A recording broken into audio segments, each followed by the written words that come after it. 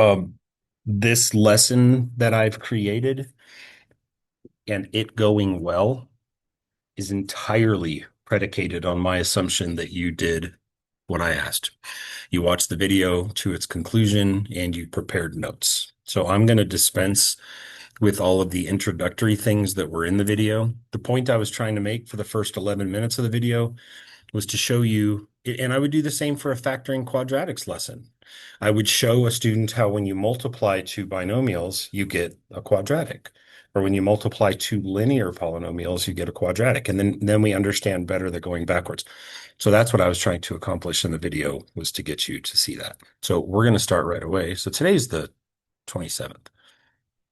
And my pen is too fat. I'm going to go skinny pen. And we are factoring sums and differences of cubes. You must understand that a cube, I understand that in geometry, a cube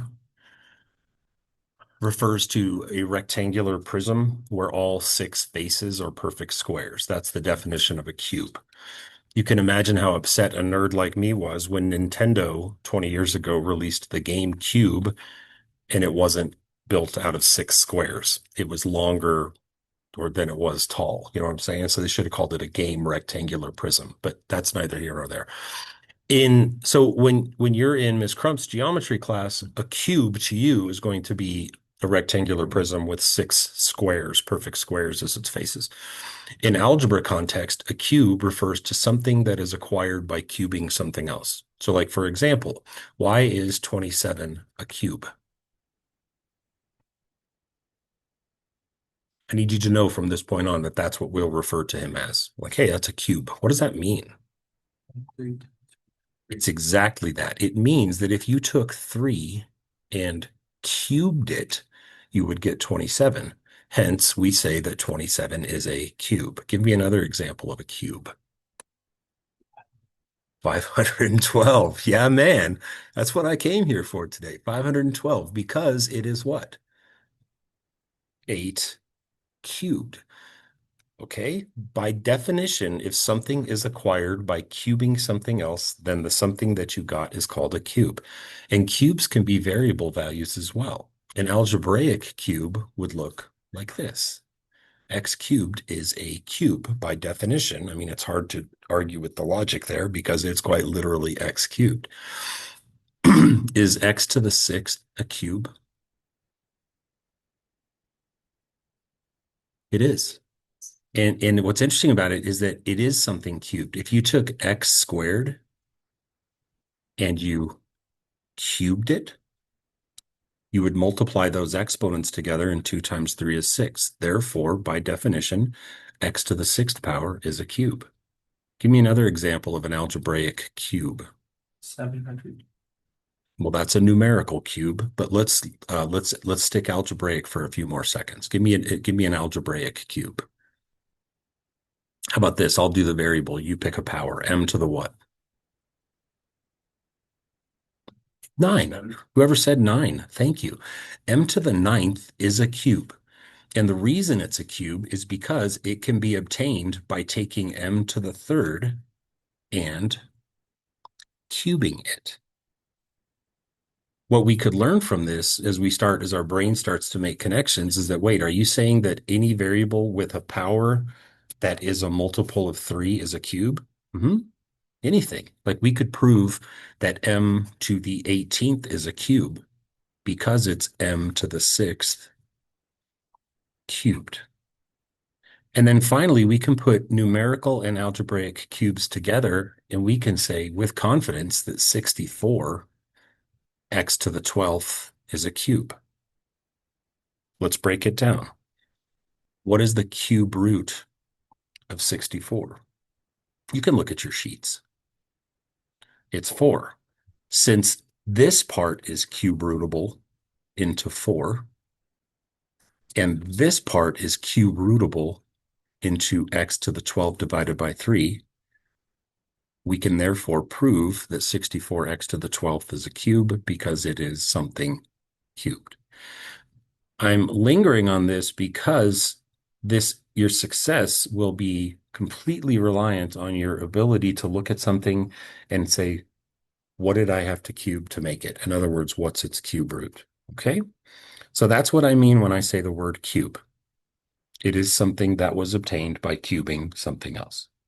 So let's get right to it. So here's our first example. We're going to factor this. This, you know from the video, is called a difference of cubes. Remember, with squares, you can only do a difference of squares. You can't use real numbers to factor a sum of squares. But with cubes, as you know, again, from the video, you can go both ways.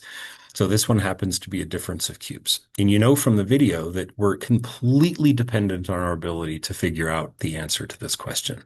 What is A and what is B? And again, I know you know this, that A and B are the things that were cubed to make what we see. What had to get cubed to make X cubed? X. It's one of the dumbest questions I'll probably ask you all day. What had to get cubed to make 8? Just 2. And you don't even worry about the signs because, again, as you know, there are 2 separate formulas when you factor cubes. And the signs in the formula will account for the sign in the original expression. So you don't have to sweat it. You can not ignore the minus in the middle, but sort of temporarily kind of put it on the back burner.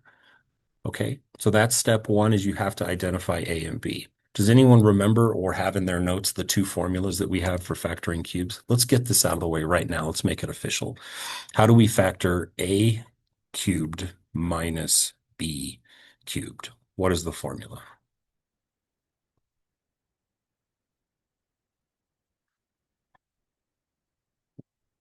That is a disheartening silence. I was expecting someone to just look at their notes from yesterday or last night and say, oh, I got you. It's A minus B times A squared plus AB plus B squared.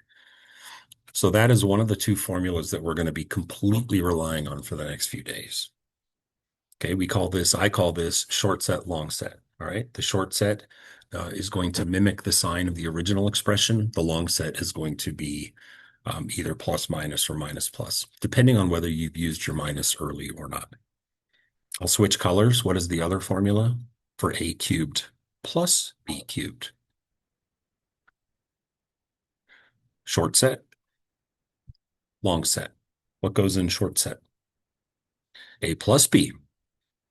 All right. Content-wise, we're placing the exact same items in the exact same places. The only slight fluctuation here is that the sign, that little, bless you, that little minus sign is going to hop around like a little jumping bean. It's just going to jump from the first spot to the middle of the second, depending again on the original problem. What's my long set going to be filled with? A squared minus AB. Good job. Thank you for that. So we can see from this that each formula has 1 minus. And the question is, and I'm going to say that again, 1 minus. And the question is, well, how do I know where to put it? And again, the answer relies on what did you put in the short set? So the short set, again, follow these little green arrows here. Notice that my short set had the same sign as my original expression, right? And then if it's a minus, then I go, well, I've already spent my minus, so that means I'm just going to fill the back long set with pluses. But in the second one, I put a plus here because my original had a plus here. And then my logic is, well, I haven't used the minus yet, so I have to place it in the center of the long set. The minus will be predictably in one of 2 places. It will always be in the short set. If it's not there, it'll be in the middle of the long set. Okay. So you've already got that in your notes, I'm sure. So let's talk about how to use it. So in this case, the white problem up there, we decided that A is X and B is 2.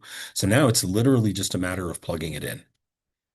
Right? And there will be examples where it's a little bit harder to plug it in. We'll cross that bridge in a minute. But for now, this one's pretty cut and dry. First off, are we using the purple formula or the yellow? Purple, for sure, because our original problem has a minus. Therefore, we'll use the flavor of the formula that also has a minus. So when I go to factor Crater M through Z. So when I factor, the first thing I do is I build my template, and my template is going to be short set, long set. Step 1. build short set, long set. And now you just drop things in. You just grab them and airdrop them in. What's my short set going to say for the red and white problem up there? X. X minus 2. Quite literally A minus B. What's going to begin my long set? X squared. That's my A squared. Next. Plus 2x. That's my AB. Please do not put x2. That's like a name of a starfighter in some sci-fi series or something. We don't say, oh, it's the x2 fighter jet. Remember, in algebra, we always put our numbers before our variables when we multiply. Okay. Plus 2 squared, which is 4. Done. That is the end of the problem. And the question I get a lot from students that are really like in it to win it, whose brains are kicking in overdrive, is they say, could I factor the long set? And the answer is no. And if you've done your due diligence and pulled any greatest common factors out of the original white problem, ready for this? This is big. You will never be able to factor the long set. It, by definition, is an unfactorable polynomial. I'm going to put this on the recording. The exception to what I just said will be, and I wouldn't write this down if I were you, but later on when I start putting GCFs in problems, if I put like 8x cubed minus 64, and you don't identify that both of those terms have a greatest common factor of 8, then what I just said is a lie. You will, if you screw this up, be able to factor subsequently. But if you've pulled the GCF out, which we'll talk about next week, then the long set, I guarantee you, is always dead. You just put a box around it and call it good. Let's go again. So what is written in the red box is the final answer. It's pretty anticlimactic. Next one, m cubed plus 64. I will not budge from what I'm about to ask you to do. If you're not doing it, I will absolve myself from any responsibility. Any shortcomings that you find, I will say, you're on your own. This one you must do. I need you to write down A and B. Okay? If you're doing it on your own at home and I don't know, then you do whatever. But if you're turning something into me and want me to be involved in it, I need to see that you're doing that. What is A? M. It is M. What is B? Perfecto. And then I know what I'm going to do. I'm going to build a template. And my template is going to have a short set and a long set. And I'm telling you right now, the cast of characters always goes AB, A squared, AB, B squared. Like that will never change. So I just got to airdrop them in. What's going to go in shorty? M plus 4. Nice job there mimicking the sign of the original. What's going to lead off the long set? A squared is M squared. What's the second term going to be? Minus, bless your heart, minus 4m. Remember, you got to say to yourself, if I didn't spend my minus early, got to spend them right there. And then what's the back going to be? Plus what? 4 squared, which is 16. Factoring sums and differences of cubes is really not that hard, right? Again, you look at it and you think, oh my God, what is this? And then you try it, you go, it's easy. So I've got 4 more examples, each with, I hope, an intended specific purpose. Next one is 8y cubed minus 27.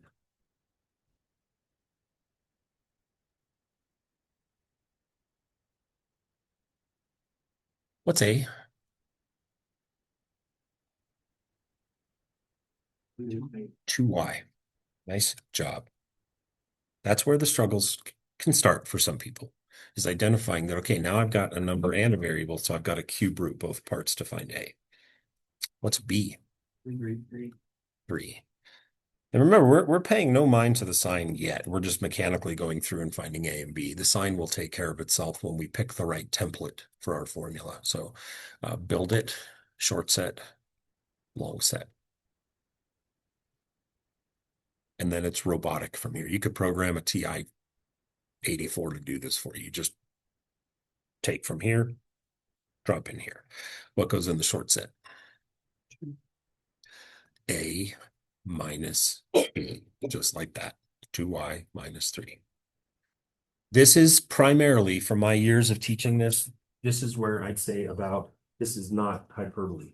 I'd say 90% of the mistakes that kids make on factoring cubes happens right now. So here it goes. What's going to lead off long set?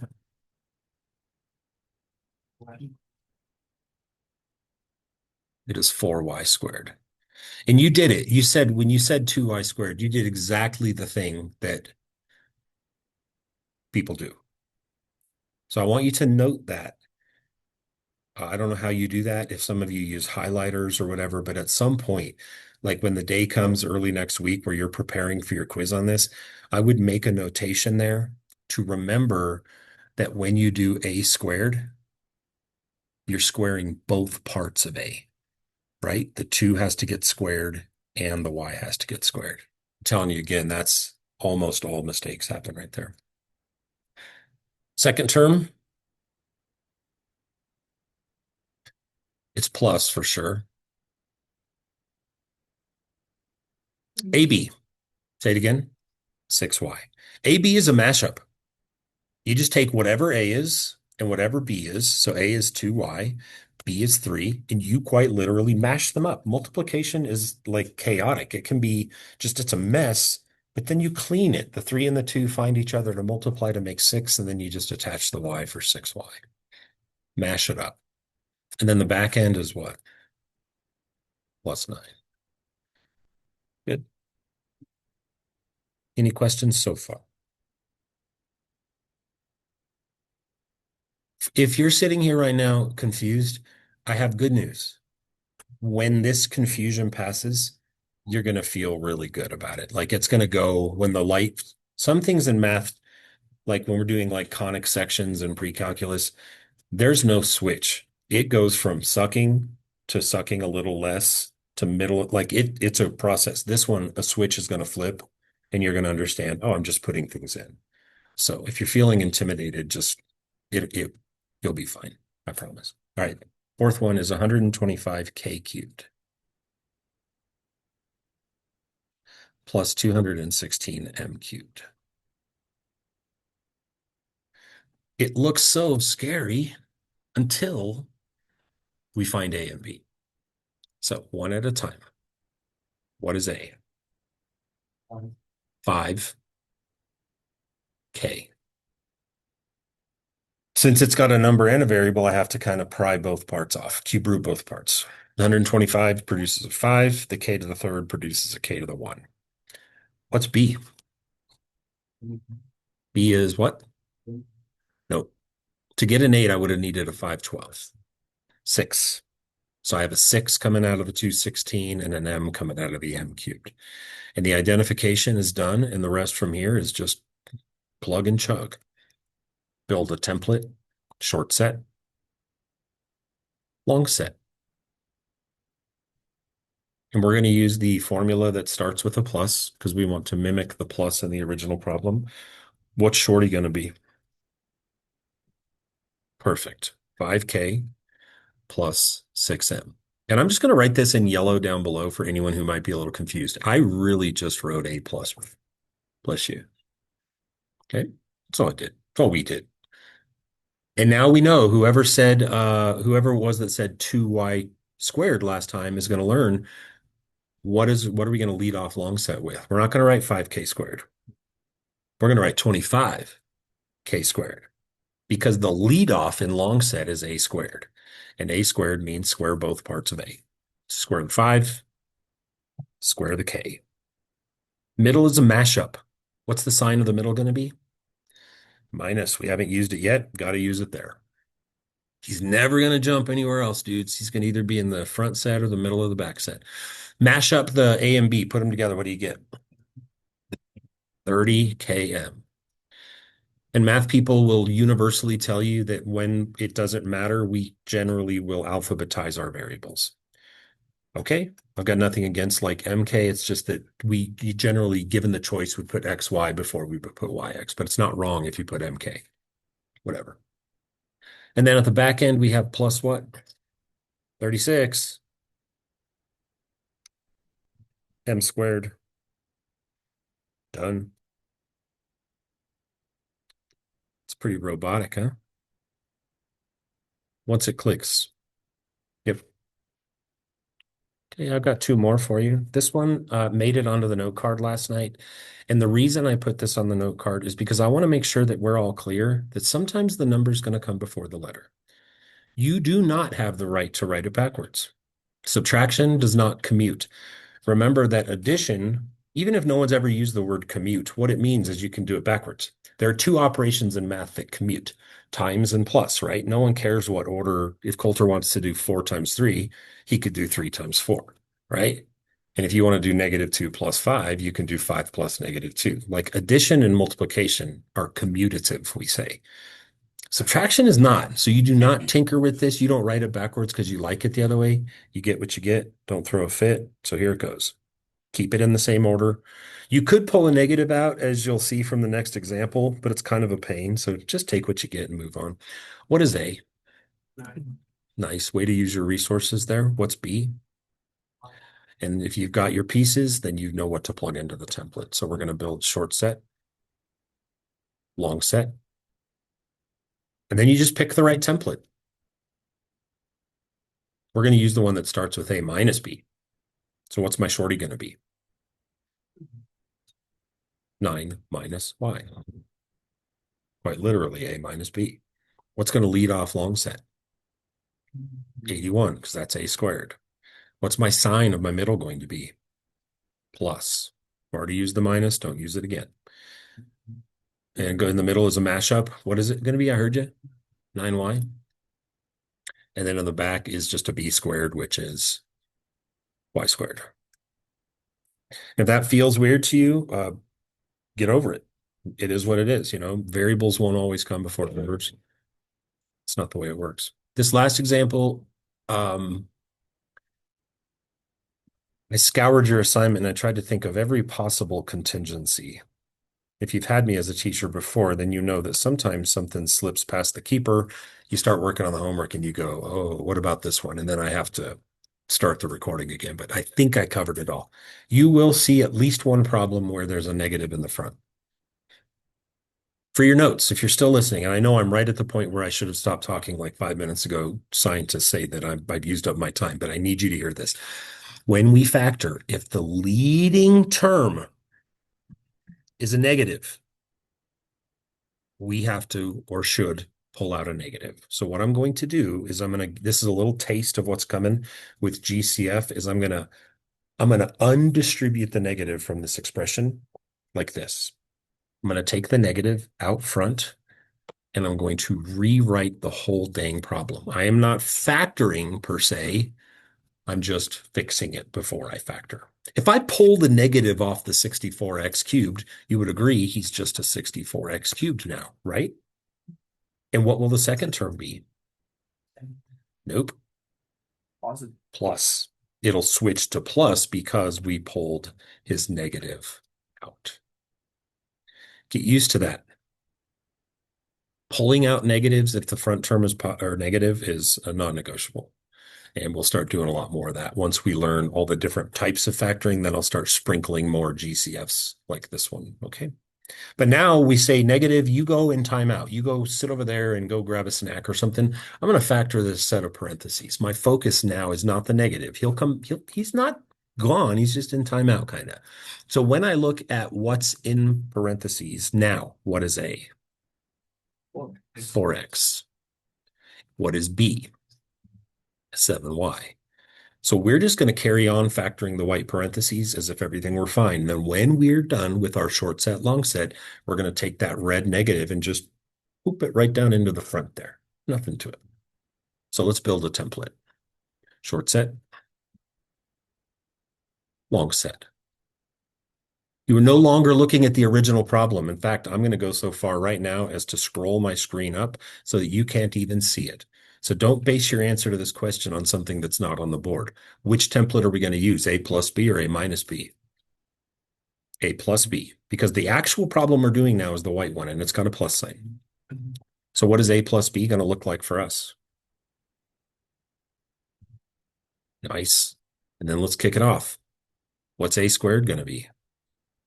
16 x squared. What's going in the middle? Minus 28 xy. And in the back.